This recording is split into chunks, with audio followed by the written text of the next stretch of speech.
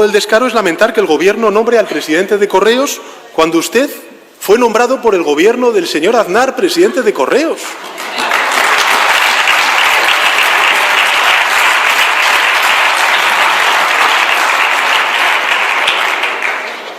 ¿O es que a usted, señor Feijóo, le nombraron presidente de Correos por su dilatada experiencia como cartero?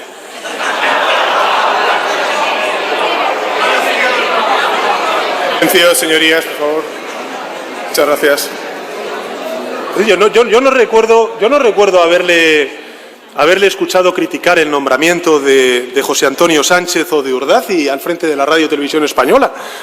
Pero sí recuerdo, señoría, que usted tiene un triste récord en materia de medios de comunicación públicos. Y es que la huelga más larga en la historia de los medios de comunicación en España, en contra de la descarada manipulación informativa y temporalidad de sus profesionales, se dio en la televisión gallega.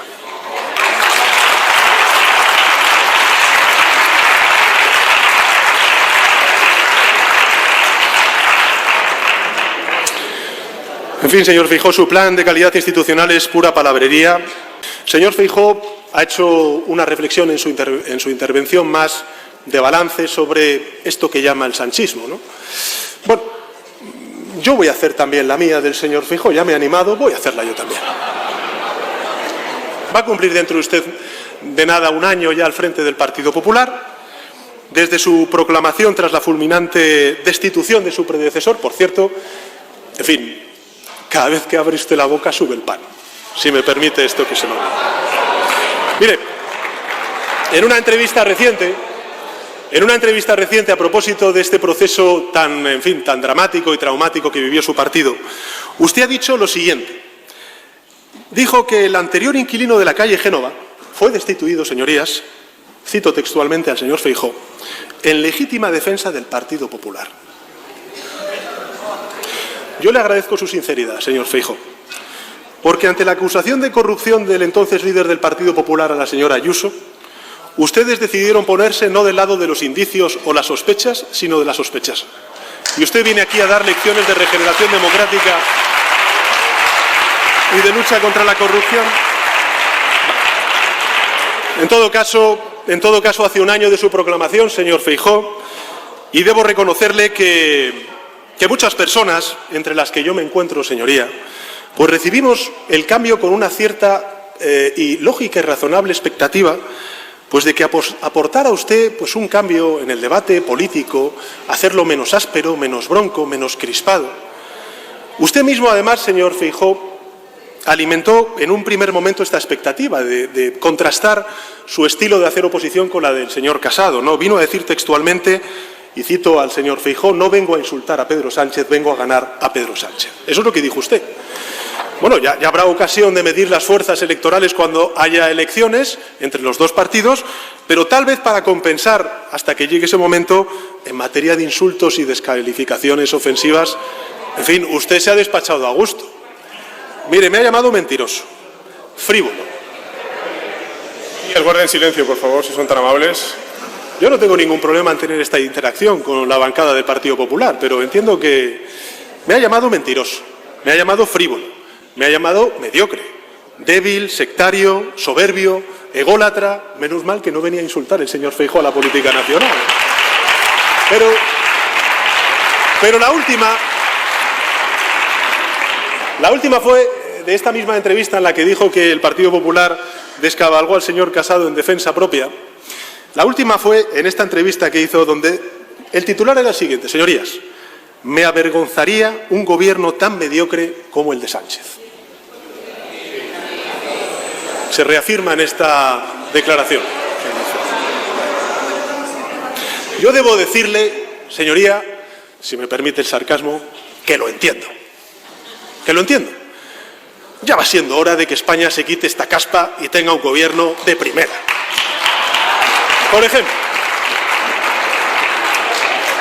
Por ejemplo, señor Feijóo. Señor Feijóo, mire, yo creo que ya va siendo hora de que la economía deje de estar en manos de la vicepresidenta Calviño y sea dirigida con honradez y con destreza. ¿Qué le parece nombrar a Rodrigo Rato como vicepresidente de Cámara?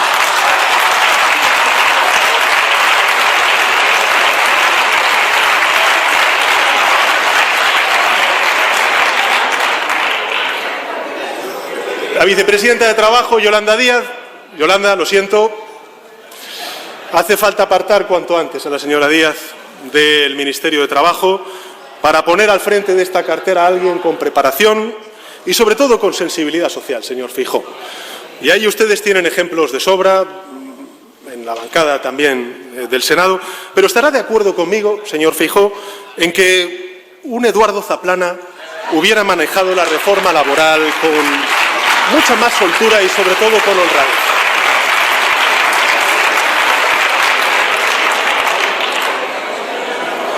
Silencio, señorías, por favor. Teresa, la cosa no queda ahí, señorías, porque efectivamente para algo tan trascendental como estamos viendo, como es la transición ecológica y el cambio climático, necesitamos, Teresa, a los mejores. Por tanto, queda, en fin, claro y no hay más remedio, vicepresidenta, de sacrificarle y poner a alguien con sensibilidad ecológica y, desde luego, con una conducta intachable. ¿Qué le parece, señor Feijóo, Jaume Matas?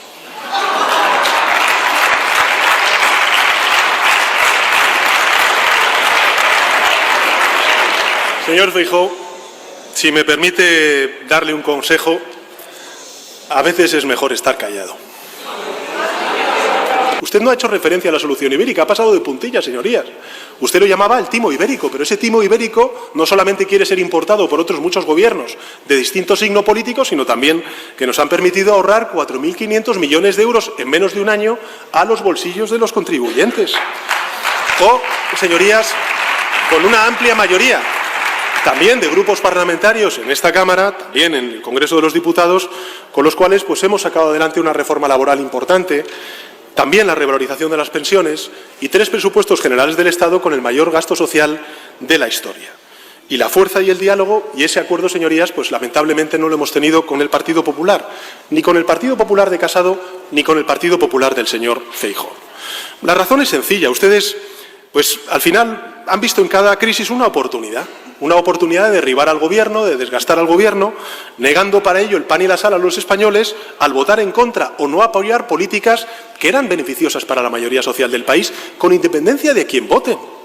Yo pregunto a los ciudadanos españoles, ¿alguien puede votar en contra de la gratuidad del transporte público? ¿Alguien puede votar en contra o no apoyar la rebaja de los impuestos a la clase media trabajadora de este país, el impuesto de la renta a las personas físicas, en el IVA o en el impuesto de sociedades a las pequeñas y medianas empresas? ¿Alguien puede votar en contra de revalorizar las pensiones conforme al IPC? Pues sí, la derecha y la ultraderecha española votan en contra de todas estas medidas y de otras muchas.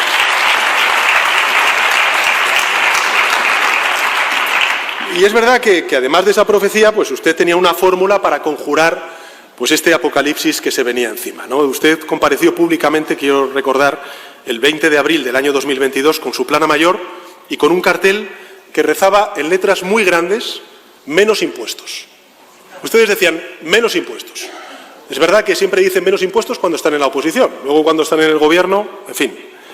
Y con ese lema, pues bueno, tiró el Partido Popular y con ese cartel durante, bueno, pues la primavera, el verano, regresaron de vacaciones con el mismo cartel, la misma cantinela, con más fervor aún, menos impuestos, hasta que de pronto, señorías, súbitamente el 21 de octubre, ese cartel desapareció misteriosamente de la calle Génova. ¿Y qué es lo que había sucedido? Bueno, pues lo que aconteció fue la caída de Liz Truss como primera ministra del Reino Unido. Y lo que sucedió fue una reacción furibunda de los mercados y el descrédito social y financiero sobre la rebaja fiscal indiscriminada que los conservadores británicos querían aprobar en el Reino Unido y que ustedes propusieron para España. Liz Truss, señorías, duró 6 semanas. No sé si vieron ustedes ese meme que duró, bueno, pues algo menos que una lechuga. Y su cartel de menos impuestos, señorías, también duró menos que una lechuga. Un par de días después había desaparecido de sus comparecencias. Pero, en definitiva, lo que voy es que ustedes abandonaron la receta de los menos impuestos. Se quedaron sin ella. ¿Y con qué siguieron? Bueno, pues evidentemente con el catastrofismo. Ustedes, su portavoz, señorías, el 26 de octubre del 2022 dijo: España no crece, los presupuestos no van a evitar la recesión. Eso se lo puede recordar la señora Gamarra, que la tiene al lado. Lo refrendó usted 3 días después, señoría, en Lugo, cuando dijo: estamos, el 26 de octubre, señorías, del año 2022, dijo el señor Feijóo, estamos a pocas semanas de entrar en recesión. Por tanto, señorías, en materia económica, no ha habido muchos cambios respecto de su predecesor, el señor Casado, que anunció, acuérdense ustedes, que España estaba quebrada, que estábamos abocados al rescate y que la reforma laboral le iba a costar a España 1 millón de empleos.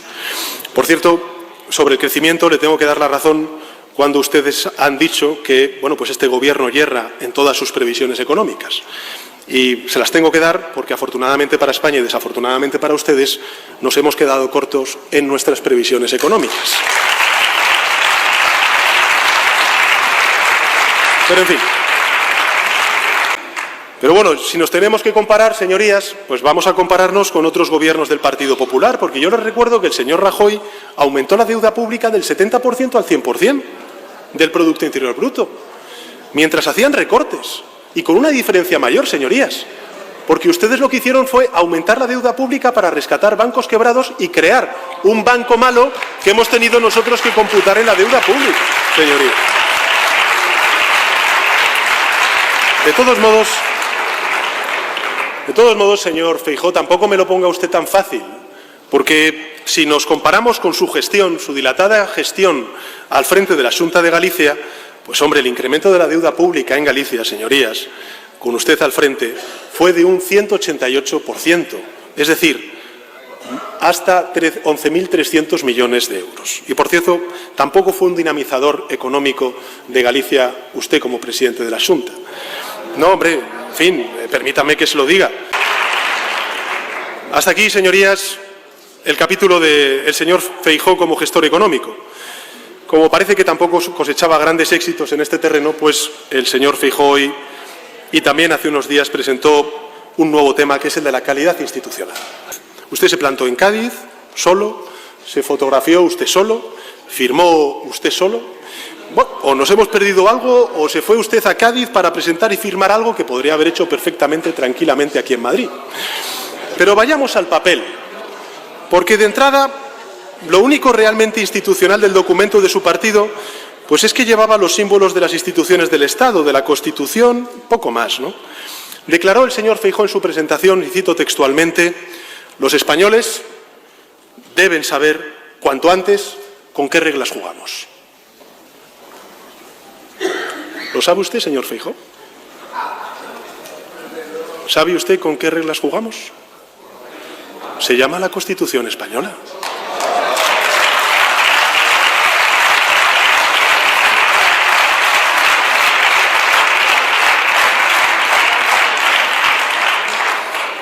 ¿Qué tal si no mantuviera inconstitucionalmente desde hace 5 años bloqueado la renovación del Consejo General del Poder Judicial?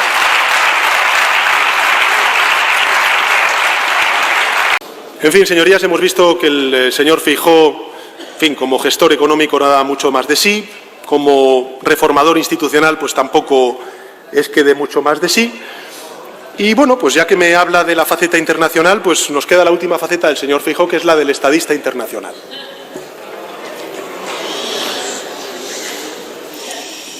Señor presidente, voy acabando porque en esto me voy a emplear muy poco tiempo. En pocas palabras, señor Feijóo, usted como estadista internacional, nada. Para ser exacto, menos que nada.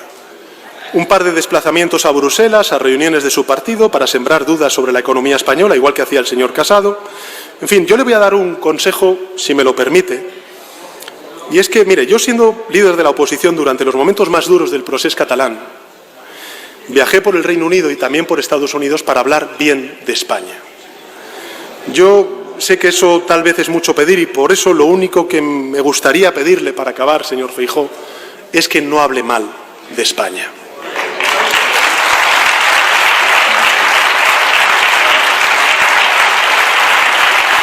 Con eso, señor presidente, señor Feijóo, nos podría bastar. Gracias.